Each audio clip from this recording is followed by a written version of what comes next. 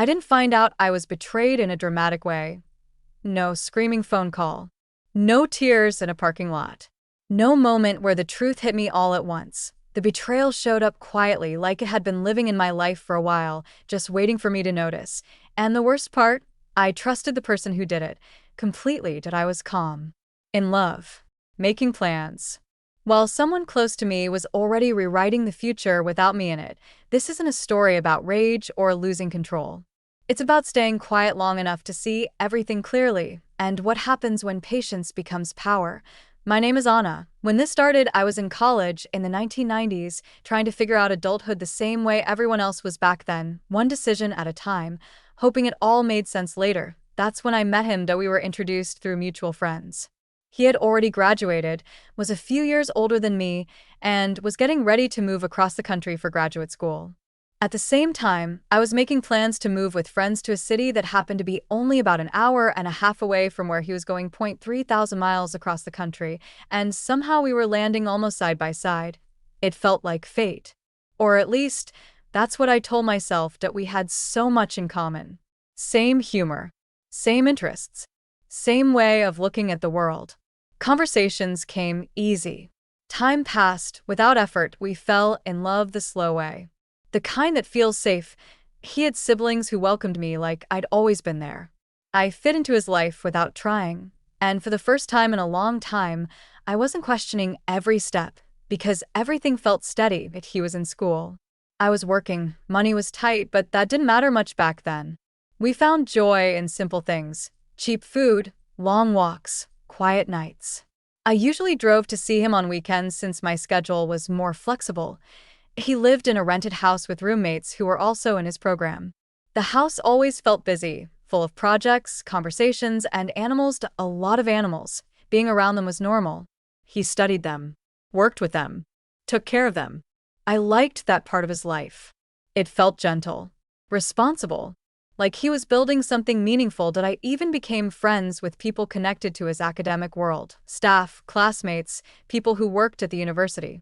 In some ways, I fit in faster than he did. I didn't see that as a problem at the time. For almost 2 years, things stayed good. Not perfect, but real, until one night changed how I saw everything. That we were laying in bed, close, relaxed, half asleep. The kind of moment where nothing feels threatening, where you feel safe enough to let your guard down. And out of nowhere, he said something that didn't belong there. He told me he was worried I had gained weight, and that it made it harder for him to feel attracted to me. That was it, and concern about my health. No care for how it might make me feel, just how it affected him. That I sat up immediately. That I wasn't angry.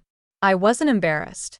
I was clear. That I told him calmly that if he cared so much, maybe he should think about the fact that when I came to visit, there was barely real food in the house.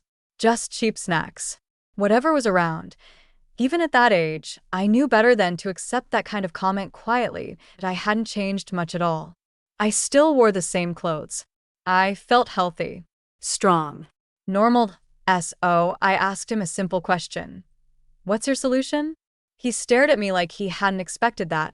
Finally, he said I should try to lose weight. I told him I wasn't going to do that, and then I asked again, so, what are you going to do about it? He didn't have an answer. He said he just wanted me to know how he felt. I thanked him for being honest. Put my clothes back on. Went to sleep, and the next day, I drove home like I always did. No fight. No tears. Just a quiet note added to the back of my mind. We kept dating, and that's the part people find strange. But when you care about someone, you don't assume the worst right away. You give them space. You give them grace. 3 months later, he called me. His voice was calm, measured. He said he wanted to break up. After nearly 3 years together, I asked why. And he said something that still makes me pause when I think about it. He said I didn't understand science well enough. That conversations about his work felt difficult for him. That he had to simplify things too much. I knew immediately it wasn't true. I told him that. Calmly. Directly. I asked for the real reason. He insisted that was it. A month later, he came by to return something of mine. I confronted him again. I needed honesty, even if it hurt. And that's when the truth finally slipped out, not all at once.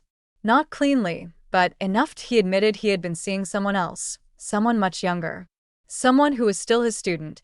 That was the moment the puzzle pieces finally locked together. The comment about my body. The sudden distance. The weak excuse, IT hadn't been confusion. IT had been cowardice. When he left that day, I didn't cry, I laughed. Not because it was funny, but because the realization hit me all at once. He hadn't wanted to break up. He wanted me to do it for him. He thought criticizing me would push me away quietly, so he could walk out clean, and the irony. The person he chose looked nothing like the version of me he claimed wasn't attractive anymore. That's when I understood something important. The comment about my weight had never been about my body. It was about his guilt. The time I thought that realization was the end of it. I thought the hurt, the embarrassment, the anger. That was the story. I was wrong. Because while I was processing what happened, other people were already watching, already talking, already tired of his behavior. And without raising my voice, without lying, without doing anything reckless, I was about to learn that silence, when used carefully, can do more damage than shouting ever. I didn't plan revenge. That's important to say. I didn't sit down and think, how do I hurt him back? I didn't wake up angry, plotting, or looking for ways to cause damage. What I wanted was understanding, because once the truth came out, it didn't just hurt. It confused me. I kept replaying moments in my head. Conversations. Small details. Things I ignored because I trusted him, and slowly, without meaning to, I started seeing how many people around us already knew more than I did. After he finally admitted he had been seeing his student, I asked him to leave. Not dramatically. Not screaming, just firmly. When the door closed behind him, the room felt strange. Quiet, but not empty. Like something heavy had finally moved out. That's when the shock hit. I went from anger to disbelief, so fast it made me laugh. Not joy. Not humor. Just that stunned, breathless kind of laughter that comes when your brain is trying to catch up. I remembered meeting her before. I remembered small moments that hadn't meant anything at the time. Her being around more than necessary. Her laughing too hard at his jokes. Her hanging around the house even when classes were over. Once, during a casual get-together, she spilled something on herself.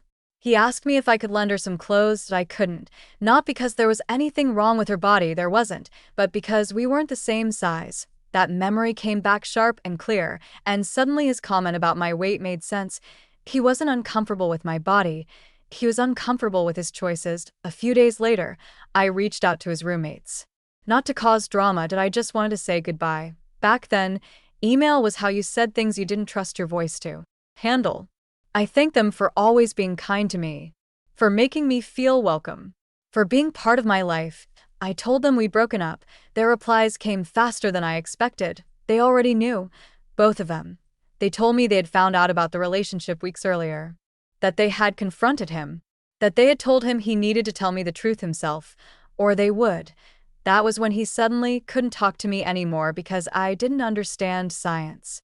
Not because he was confused.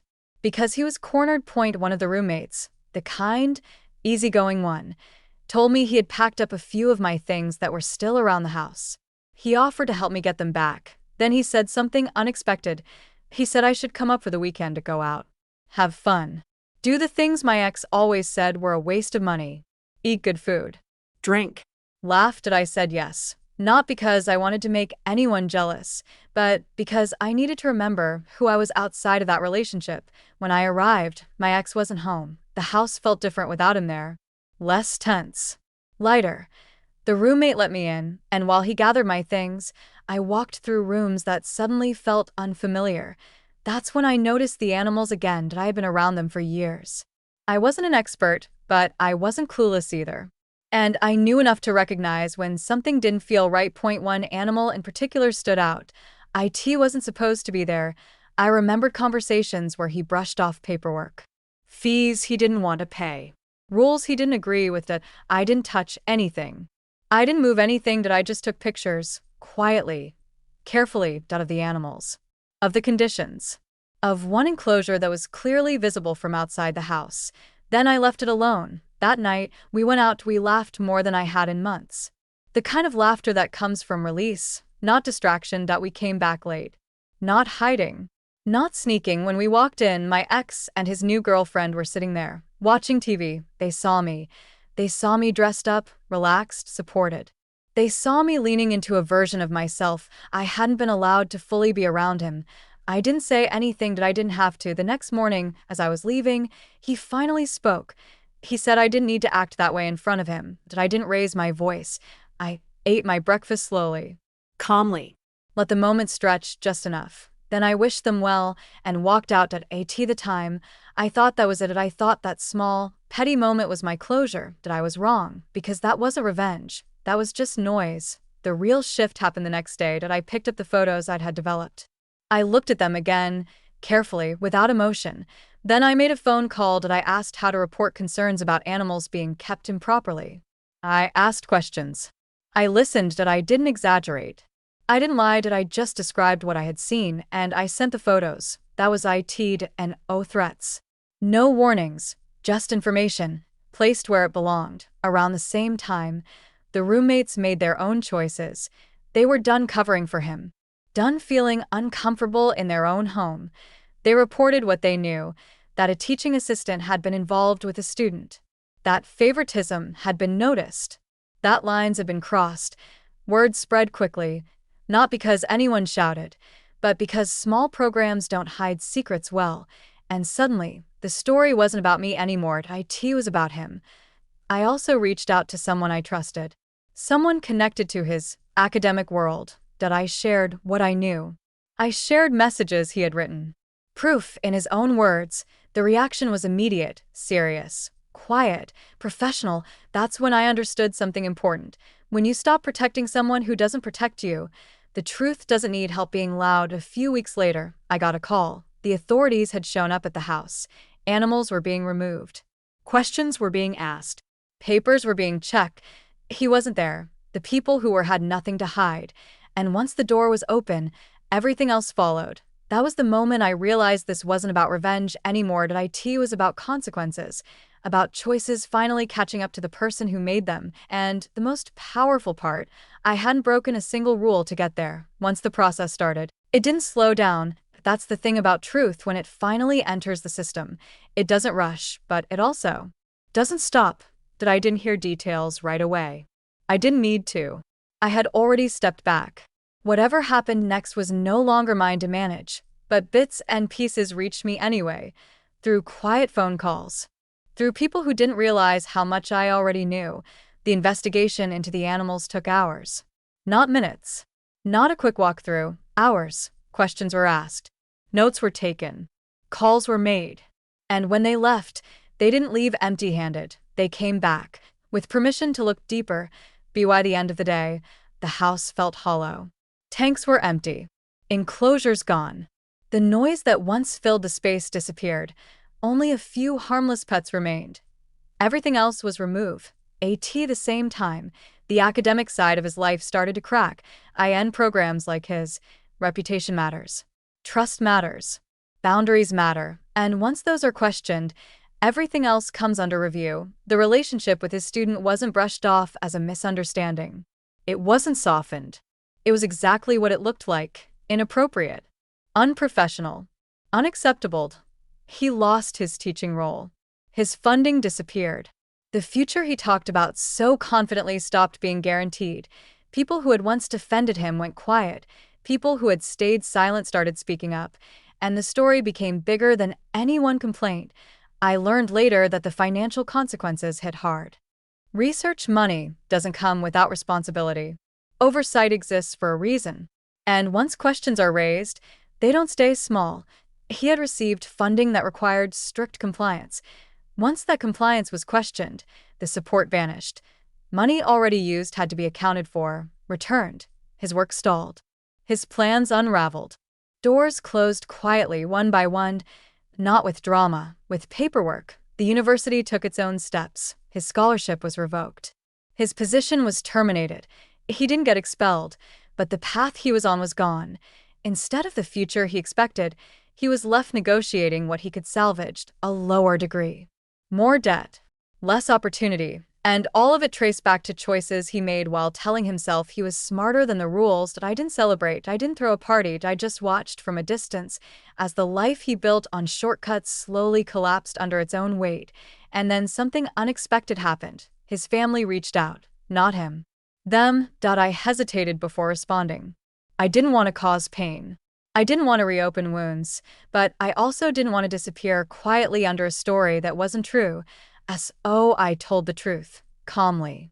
Clearly, I shared messages, timelines, facts, no insults. No exaggeration, just what happened. The silence that followed was long, then came apologies. Shop realization, and for the first time, the story they'd been told didn't hold up anymore. Life moved on, I stayed connected to some people from that chapter of my life. Not because of him, but in spite of him, I grew, I studied, I built a career helping people explain complex ideas in ways others could understand. The irony didn't escape me. The same skill he claimed I lacked became the center of my work, and I was good at it. Years passed, he rebuilt, in a smaller way. Different path.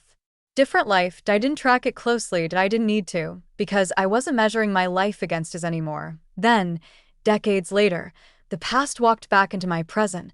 I was standing in front of a room full of students, speaking about communication, clarity, and responsibility. After the talk, as people mingled, I heard a familiar voice say my name. I turned, and there he was, older, changed, nervous. I didn't react. I didn't smile. I didn't frown. I asked where we had met. Watching him struggle to explain himself was surreal. When recognition finally landed, I kept it brief, polite, distant. I moved on, and that could have been the end. But later that evening, over dinner, someone mentioned his name again. They said he was being considered for a teaching position. I didn't plan to say anything, but my reaction gave me away. I told the truth, briefly, professionally, and I watched the room shift, not with anger, with concern. Because some histories don't disappear just because time passes. A few weeks later, I got a call from an old friend. Background checks had been made, files reviewed, old complaints rediscovered. Nothing new had been added, but nothing had been erased either. And once again, consequences followed. I didn't feel satisfaction. I felt peace. Because I hadn't chased revenge, I hadn't lied, I hadn't crossed a line. I had simply stepped aside and let truth move forward on its own. After that last call, life went quiet again. Not the heavy kind of quiet. Not the kind filled with questions. The good kind. The kind that comes when a chapter finally closes on its own. I didn't hear anything directly about whether he got the job or not. I didn't ask. I didn't follow up. I didn't need confirmation. I already knew how this ended, because the pattern was familiar. He always assumed time would erase consequences. That people would forget. That silence meant safety. But silence doesn't erase facts. It just waits. I went back to my life. My work. My travel. My friends. I stood in rooms filled with people who wanted to learn, who asked questions, who respected boundaries. I helped doctors, researchers, and scientists explain their work to everyday people in ways that actually made sense.